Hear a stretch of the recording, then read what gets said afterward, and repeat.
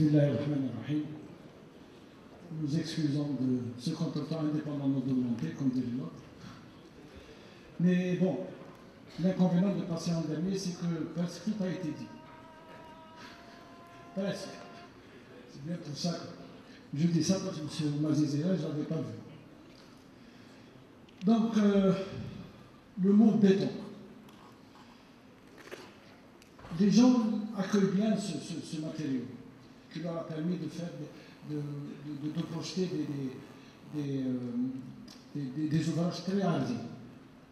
Je citerai le dernier, pour ne pas être, disons, chauvin. La démodélisation qu'il y a eu à Constantine, c'est le pont géant, et là, c'est fait en béton, qui sont très contraints ici du béton.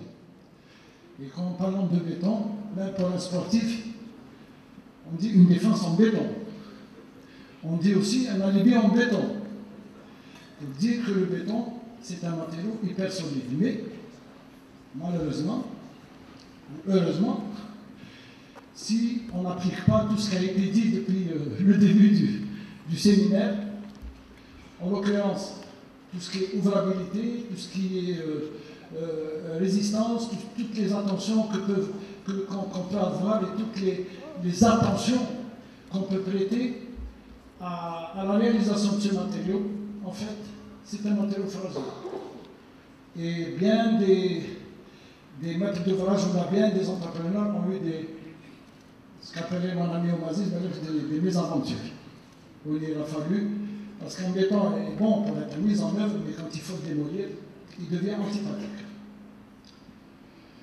Quand il est bien pris en charge, et je donne un exemple, tous les ouvrages qui ont été réalisés par un architecte, aidé quand même d'une armée d'ingénieurs, Oscar Niemeyer, et à son âme, c'était un ami d'Algérie, je citerai les ouvrages qu'il a réalisés en béton. Il voulait que le béton soit brut de décoffrage, et jusqu'à présent, on a le plaisir de voir un peu ces ouvrages, et on a le plaisir de les voir ici en Algérie, l'université de Constantine avec le bel auditorium. Il n'y a pas que ça, il y a le bâtiment administratif, la tour, le restaurant, et puis bien sûr le Babzoar avec les chefs-d'œuvre qu'on pourrait admirer jusqu'à présent. Alors, pour que ce béton, pour que ce matériau reste quand même sympathique, il faudrait faire en sorte qu'on ne court pas de mésaventures, qu'on n'ait pas à le démolir, qu'on n'ait pas à le casser, qu'on n'ait pas à le... Donc il faut prendre un certain nombre de mesures, et parmi ces mesures-là, ces mesures vont justement, pourquoi contrôler et comment? On a le rôle et principe du contrôle, les essais de contrôle interne, les preuves d'études de convenance et contrôle externe, et les essais d'information. Alors, parmi ce sommaire-là, il y a pas mal de choses qui ont été déjà dites. J'ai oublié de préciser un truc, c'est que cette communication appartient à mon ami Duc Néry, M. Dr Barra, et ça m'a fait plaisir de la présenter parce qu'au début, j'allais présenter quelque chose d'un peu rébarbatif, qui plairait beaucoup plus aux ingénieurs, parce qu'il y a beaucoup de formules et parce qu'il y a beaucoup de... Alors j'ai préféré la convivialité de cette présentation. Alors, l'ion et le béton. Déjà en Antiquité, un mélange de chaux, d'argile et de sable et d'eau, en tant que lion, connu par les Égyptiens. Alors, il y a qu'à, pour les gens qui ont eu la chance et le privilège d'aller en Égypte, pour voir que c'est des constructions qui ont résisté à des millénaires, et qui ont résisté à des séismes, qui ont résisté à des conditions climatologiques et atmosphériques exceptionnelles, durant plus de, je ne sais pas, 4-5 000 ans. Le premier siècle, il a amené la notion de la prise de durcissement de ce liant par le rajout de sable volcanique, parce que le sable volcanique, eh ben, il a une propriété pouzzolanique. Pouzzolane qui vient d'un village en Italie, à côté du Vésuve. Et c'est ça, et c'est pour ça que les Romains étaient un peu précurseurs dans la construction d'aqueducs et de... Parce que les sables volcaniques, quand elles sont moulues, quand elles sont mélangées à l'eau, elles ont des propriétés pouzzolaniques, c'est-à-dire des propriétés de prise. Donc c'est une réaction chimique qui fait que cette poutre-là durcit, transprise et qui permet donc d'envisager la construction d'ouvrages assez hardis. La seconde moitié, donc découverte par le chercheur anglais, du rôle que joue l'argile dans l'hydrosité de certains calcaires. Là, on s'approche petit à petit du cru, le mot cher au cimentier. Donc le cru, c'est le calcaire et l'argile. En 1918, Vicat, ça doit dire quelque chose à M. Daoudi, l'aiguille de Vicat. Ça lui Aziz. Donc l'aiguille de Vicat qui sert justement qui est un essai très important pour les ciments. Donc découverte du ciment attribuée à Louis Vicat, jeune ingénieur français de l'École nationale des ponts et chaussées. En 1824, Portland, le ciment Portland est un dépôt de brevet dans l'industriel français. Et comme par hasard, en 1855, il y a un dépôt de brevet pour justement, tenez-vous bien, fabriquer des bateaux, des petites barques. Donc en ciment, le ciment flotte. Donc une combinaison de fer et de mortier pour la construction navale et des caisses à fleurs par Jean-Louis Lambon. La fin du 19e, apparition des constructions en béton armé telles qu'on commence à les connaître. Angleterre, États-Unis et France. Ainsi que le mode de calcul des ouvrages de ce matériau. Le début du 20e, apparition de la nécessité de contrôle du béton. Parce que les gens se sont aperçus que dès lors qu'on ne respecte pas certaines règles, et toutes les catégories de la normalisation qu'a présenté mon ami Rabahsel ce matin, M. Farad Aziz, donc il y a eu des mésaventures. Donc, nécessité de contrôler. Début des années 40, on a eu le BA45. Le BA45, il y a des poutres qui ont été calculées avec le BA45 et qui se tiennent bien. Ça veut dire que le BA45 était pas mal. Mais, pour ce qui est de la normalisation, il y a toujours l'expérience. Pour le règlement parasismique, par exemple, on a commencé par schématiser le séisme par un moment sinusoïdal, par des mouvements sinusoïdaux, à défaut de faire autre chose. Avant de trouver le spectre de réponse, avant de trouver. C'est exactement la même chose. Donc la normalisation avance. Le BA45, ensuite le BA60.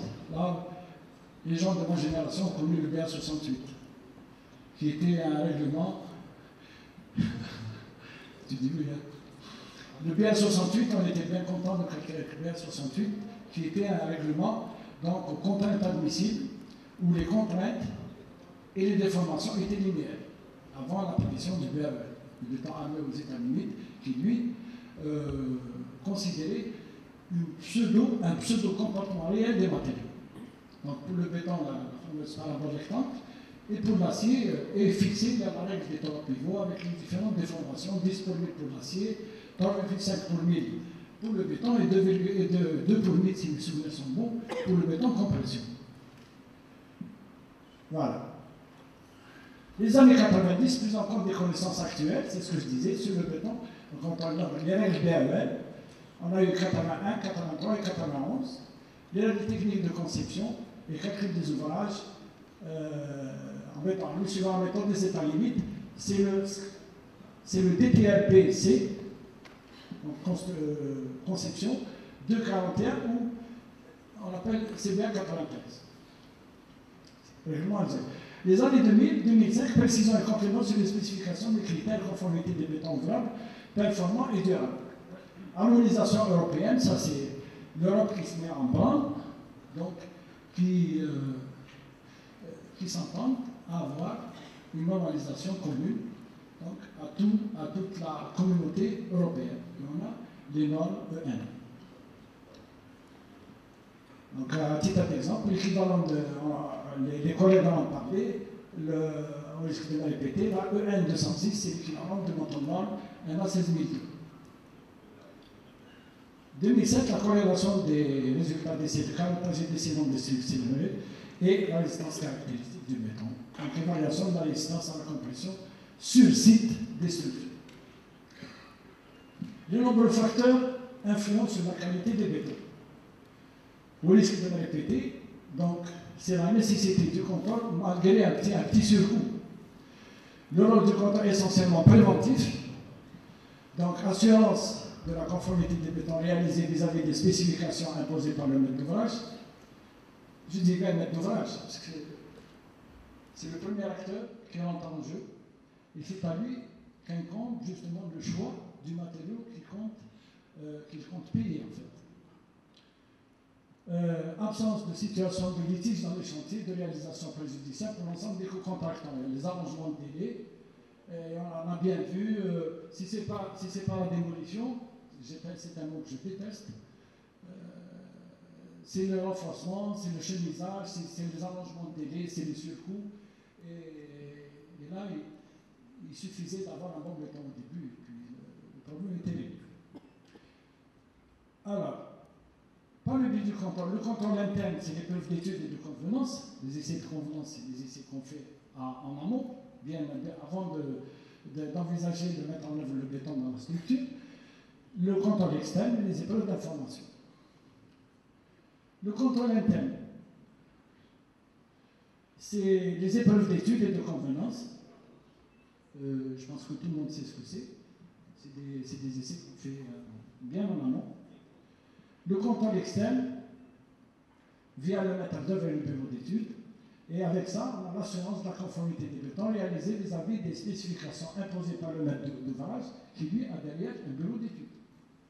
Donc, qui est imposé par le maître d'ouvrage, mais qui est imposé aussi par les conditions d'exploitation et les conditions d'environnement de notre ouvrage.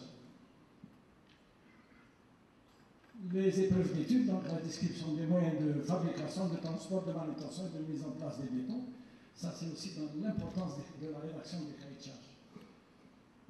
L'importance de la rédaction des cahiers de charges. Des fois ça fait défaut et ça peut créer des litiges et ça peut créer des malentendus dont il faut se passer des fois. Et le cahier de charges doit être fait inévitablement par des gens compétents, par des gens avertis et par des gens qui sont passés par la réalité du terrain. La formule nominale, donc la nature, provenance des matériaux, parce qu'il suffit de changer une carrière pour que toute la formulation granulométrique tombe à l'eau. Il suffit qu'il pleuve pour que toute la formulation du béton doit être complètement revue.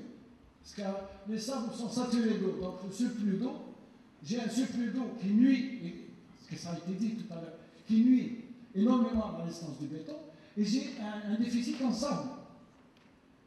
Donc dès qu'il pleut, on doit faire un prélèvement, on doit refaire l'analyse granulométrique. Bon, ça c'est des exemples de... Là, c'est les résultats. Ça, c'est la fabrication et la régularité. Ça, c'est une répartition gaussienne. Je vais passer. Alors, la vérification de la satisfaction et l'exigence du marin. Alors, conditions de chantier. L'approvisionnement réel. Dire que telle carrière, j'ai du gravier, telle carrière, je ramène du sable, telle carrière, et puis les conditions aussi, il y a des centrales qui sont assez éloignées, les conditions de transport, le temps de transport, parce que en fait, le béton ne va pas sécher comme un linge, c'est une réaction chimique. Le béton fait prise sous l'eau, il n'y a aucun problème. Le matériel de fabrication, il faudrait qu'il soit bien vérifié. Les moyens de contrôle, il faut qu'ils existent. La durée et les conditions de transport. Combien n'a-t-on pas vu des dérives, voilà, des bétons très faibles dus à un mauvais transport de béton. Le béton, il sort de la centrale à une heure T, à une heure H. H plus une heure et demie, et le béton, il y a le début de prise du ciment. Et donc, inévitablement, quand on dépasse un certain temps, la circulation ou le conducteur qui fait un peu du ciel, ça peut être n'importe quoi, on a vu toutes les couleurs. Et on a un béton qu'on met en œuvre et qui, fatalement, donnera de mauvais résultats. étape à effectuer avec un délai suffisant, possibilité d'ajuster les formules et de pouvoir effectuer certaines corrections. Alors, les modalités de contrôle, prélèvement régulier et ou aléatoire près du lieu d'utilisation. C'est ce qu'on va voir après. Prélèvement effectué par l'organisme de contrôle habilité, le CTC. Le CTC maintenant a ses propres laboratoires. Il y a eu une sérieuse avancée dans ce sens-là. Et les contrôles impromptus se font régulièrement. Et l'ingénieur CTC maintenant peut, en son âme et conscience, se prononcer sur la qualité et sur la résistance d'un béton. Au moins sur la qualité, parce que je parle de béton frais. Les moules et éprouvettes de dimension normalisée, les cylindres, c'est du 16 à 2, c'est pas autant. Parce que la norme compte énormément. Et puis c'est régi par une norme, telle qu'elle a été dit au début de la matinée. Premièrement, la sortie du malaxeur, au camion pour le béton prêt à l'emploi, serrage selon l'affaissement. Selon l'affaissement, ça a été précisé tout à l'heure. Quand un béton est ferme, il nécessite beaucoup plus de vibrations. Pour un béton autoplaçant, on n'a presque pas de vibration. C'est un étalement. Donc le béton a une ouvrabilité optimale. Échantillonnage selon le formule de la gâchée.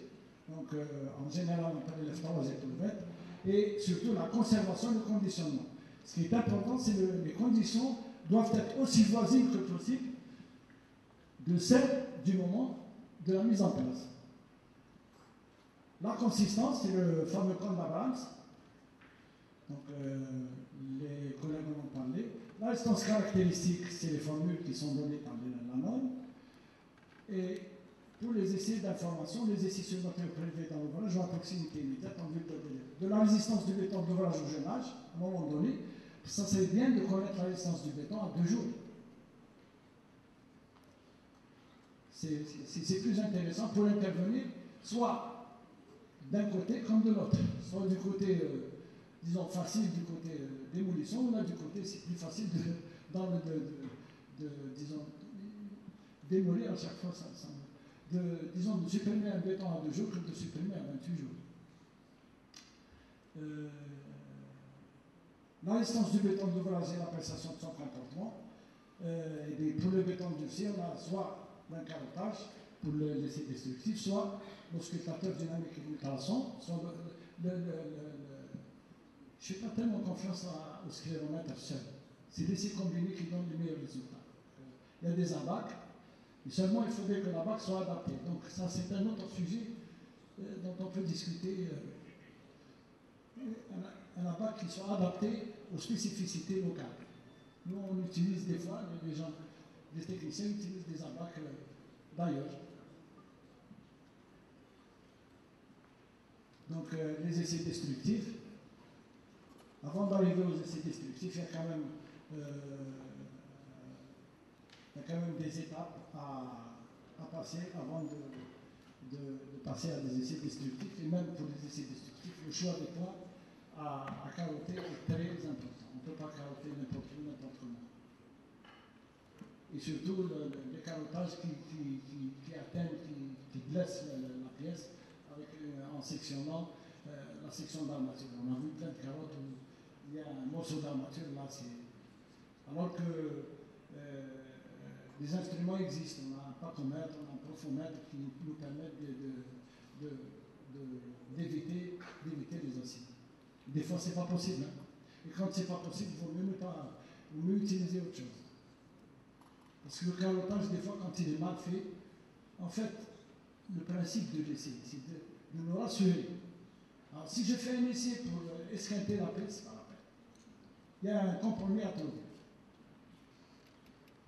Serrage même celui de la mise en œuvre de l'ouvrage, alors la conservation. Condition aussi équivalente que possible, ça a été dit. Ça, c'est le scléromètre avec la BAC. Le scléromètre, il a aussi sa procédure qu'il faut suivre. Ce n'est pas 1 ou 2 points, c'est un carré de 20 par 20, 10 essais, etc. On doit enlever la valeur supérieure, la valeur inférieure, et faire un calcul statistique tel que prévu par la norme. L'étalonnage, c'est très important, la vérification. Un appareil qui n'est pas étalonné n'est pas fiable, et quand il n'est pas fiable, on tape à côté. Et donc, on risque de on a vu ça, hein, de démouler un béton qui est bon. Le calibrage, donc pour le scléromètre et l'appareil de tension, et l'échantillonnage. Donc le nombre de corps d'épreuves moulés au carotté de points de mesure, de zones et d'aires statistiquement représentatifs. Les essais destructifs, ça c'est décrit dans la norme. Pour les essais destructifs, pour les essais non destructifs. Alors, le contrôle du béton et sa fournaise jusqu'à sa mise en place, une démarche cohérente et intégrée. La formulation d'un béton se base sur un matériau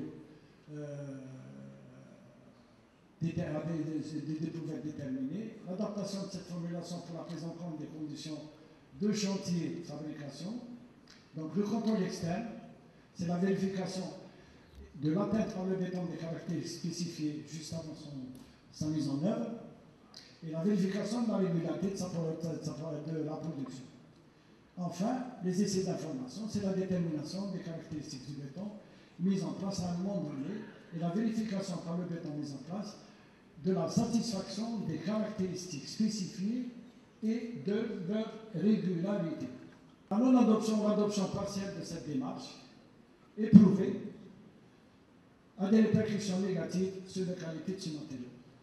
Donc je vous remercie, j'espère que j'ai pas... Ça va, j'ai consommé mon temps. Merci. Merci beaucoup. Merci, Marc, monsieur.